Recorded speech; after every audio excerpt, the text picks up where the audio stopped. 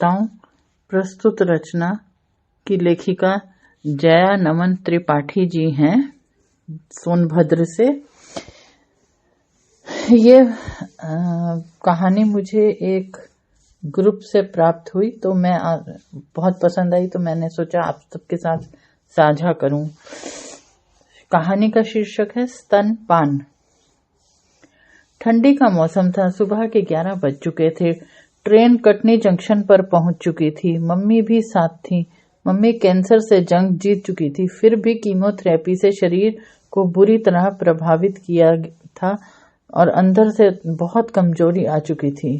Routine checkup के लिए Mumbai Tata memorial आना जाना होता था। वहां से लौटते हुए बीच में एक स्टेशन पड़ता था, कटनी जंक्शन। यहीं से घर तक जाने वाली ट्रेन मिलती थी। हम लोग नाश्ता ट्रेन में ही कर चुके थे, क्योंकि अभी ट्रेन आने में काफी वक्त था। इसलिए मम्मी को वेटिंग रूम की आरामदायक सीट पर बिठाकर मैं स्टेशन के बाहर आया। अभी अभी धूप कोहरे को निगल चुकी थी। लोग धूप देखकर हाथों को आपस में रगड़ लेते थे।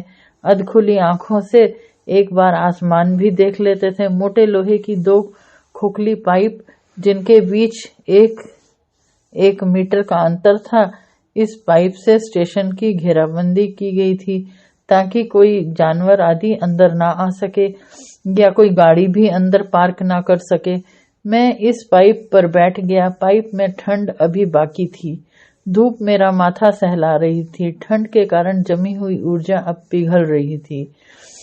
मेरे आसपास कुछ रिक्शे वाले किसी पुलिस वाले को माँ की गाली दे रहे थे।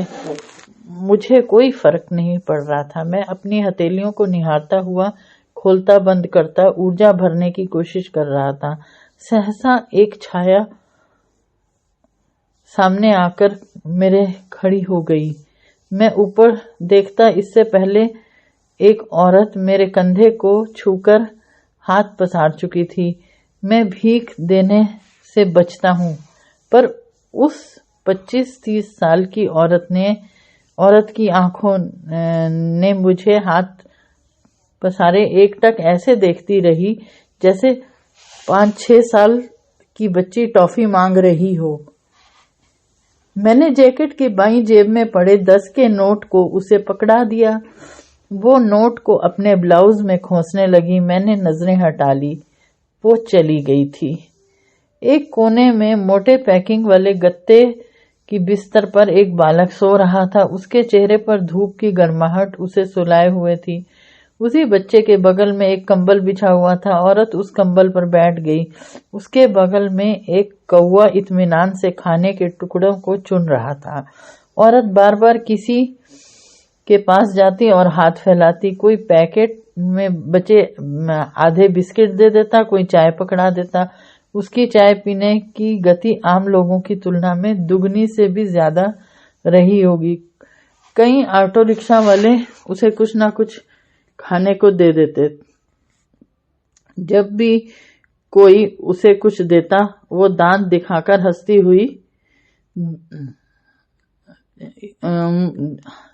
हुई चली जाती। दांत और हंसी को रोके रखती, फिर मस्ती में मुड़ जाती। जो कुछ भी खाती उसका थोड़ा सा हिस्सा कौवे के लिए फेंक देती। कौवा उसके साथ बिल्कुल सहज लगता। उसने एक बार भी कौवे को उड़ाया नहीं। उसने एक पेटीकोट पहन रखा था और ब्लाउज भी। उसके पास एक दुपट्टा भी था। पेटीकोट और ब्लाउज की तुलना में दुपट्टा नया था। उसके बर्ताव, कपड़े, हाव भाव से मैं समझ चुका था कि उसकी मानसिक स्थिति ठीक नहीं है। वो उठकर कुछ मांगती और खाती रहती। सिक्के और नोट अपने ब्लाउज में रख लेती। तभी अचानक बच्चा उठ गया और रोने लगा। उसने तुरंत बच्चे को गोद में ले लिया। स्तन को संकोच के बिना ही अपने ब्लाउज से निकालकर बच्चे को दूध पिलाने लगी। मैंने नजरें चुरा ली, फिर नजरें उठाकर उसका चेहरा देखने लगा। मैंने इतनी ममता आज तक नहीं देखी थी। मेरा गला भर आया था। मेरे पूरे शरीर में एक सिहरन देने वाला ख्याल आ गया। क्या ये बच्चा जब समझदार हो जाएगा तो अपनी माँ के साथ रहेगा या नहीं रहेगा। तभी मुझे अचानक मम्मी की याद आई। मुझे उस औरत में हर माँ दिखने लगी। मैंने घड़ी देखी, 1:30 बज चुके थे। मुझे शर्म आने लगी। जो माँ इस संकीर्ण सोच वाले देश में बच्चे को सामाजिक स्थान पर भी स्तनपान कराने से नहीं चूकती, उस माँ को मैं समय पर खाना खिलाना भी याद नहीं रख सका। उठकर अंदर मम्मी के पास भागा। वेटिंग रूम में मम्मी गेट की एक ओर टकी लगाए ताक रही थी। मुझे देखकर उनकी प्रतीक्षा समाप्त हो गई थी। मैं बड़े बड़े कदमों से उनके पास पहुंचा। मेरे कुछ कहने से पहले ही मम्मी ने पूछ दिया, बेटा तुमने कुछ खाया? 1:30 बज गया। मैं हैरान उन्हें देखने लगा।